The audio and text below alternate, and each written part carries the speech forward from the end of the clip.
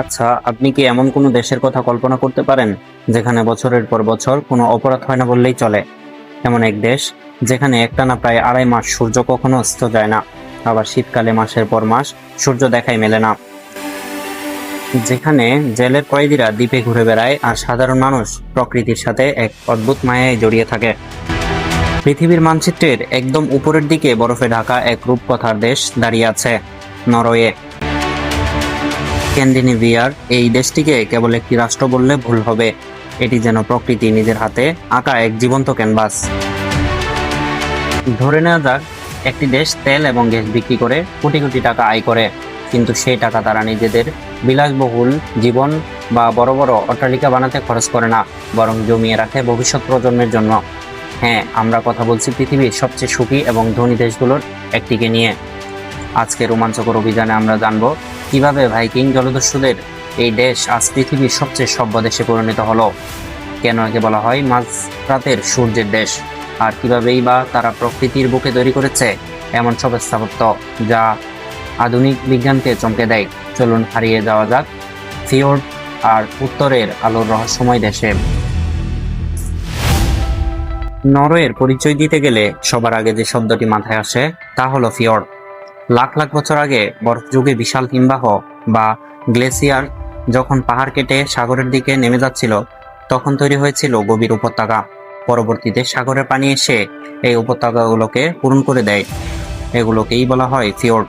নরওয়ের গাইডেনজার ফিওর্ড আর নেরর ফিওর্ড এতই সুন্দর যে এদের ইউনেস্কো বিশ্ব ঐতিহ্যের স্বীকৃতি দেওয়া হয়েছে। এখানকার বিশাল পাহাড় আর তার বুক চিরে নেমে আসা শত শত ঝর্ণা দেখলেই মনে হয় কোনো রূপকথার জগতে চলে এসেছি। তবে নরওয়ের সবচেয়ে বড় বিষয় লুকিয়ে আছে এর ভৌগোলিক অবস্থানে। সুদূর উত্তরের এই দেশটির একটি বড় অংশ আর্কটিক সার্কেল বা সমুদ্র বৃত্তের ভেতরে অবস্থিত, আর এই কারণেই এখানেই ঘটে এক অদ্ভুত প্রাকৃতিক ঘটনা যাকে বলা হয় মিডনাইট সান বা মধ্যরাতের সূর্য। মে মাস থেকে জুলাই মাসের শেষ পর্যন্ত নরওয়ের উত্তরাঞ্চলে সূর্য দিগন্তের নিচে নামে না, অর্থাৎ ঘড়িতে যখন রাত 12টা বা 1টা বাজে আকাশ তখনও ভরপুর দুপুরের মতো উজ্জ্বল থাকে। সেখানকার মানুষ মাঝরাতে সানগ্লাস পরে ঘুরে বেড়ায়, ফুটবল খেলে কিংবা পাহাড়ে ট্রেকিং করে। ঘড়ির কাঁটা ছাড়া দিন আর রাতের কোনো পার্থক্য সেখানে থাকে না। প্রকৃতির এই অদ্ভুত খেলা যা দেখার জন্য পৃথিবীর নানা প্রান্ত থেকে মানুষ ছুটে আসে। 1960-এর দশকের আগ পর্যন্ত নরওয়ে ছিল মূলত একটি সাধারণ মাছ ধরা এবং কৃষি নির্ভর দেশ, কিন্তু 1969 সালে উত্তর সাগরে বা নর্থ সিতে এক বিশাল খনিজ তেলের খনি আবিষ্কার তাদের ভাগ্য সম্পূর্ণ বদলে দেয়। রাতারাতি নরওয়ে পরিণত হয় বিশ্বের অন্যতম প্রধান তেল রপ্তানিকারক দেশে।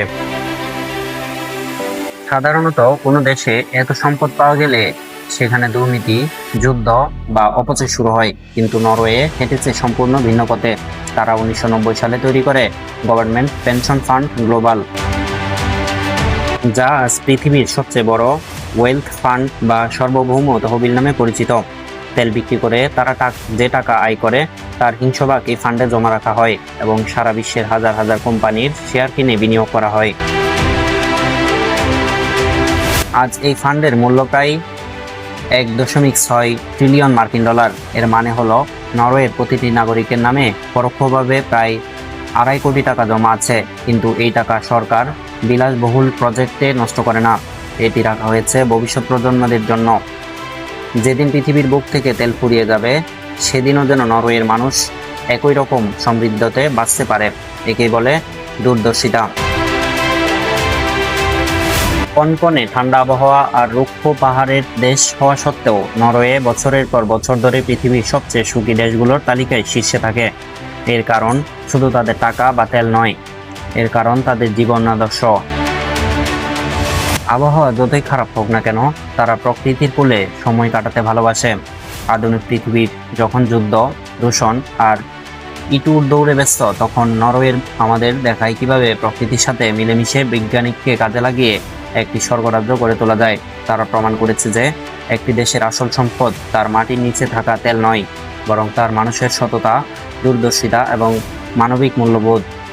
উত্তরের আকাশে যখন অরোরা ডানা মেলে কিংবা নীল ফয়র্ডের শান্ত পানিতে যখন পাহাড়ের ছায়া পড়ে তখন নরওয়ে আমাদের মনে করিয়ে দেয় পৃথিবীটা এখনো কতটা সুন্দর হতে পারে।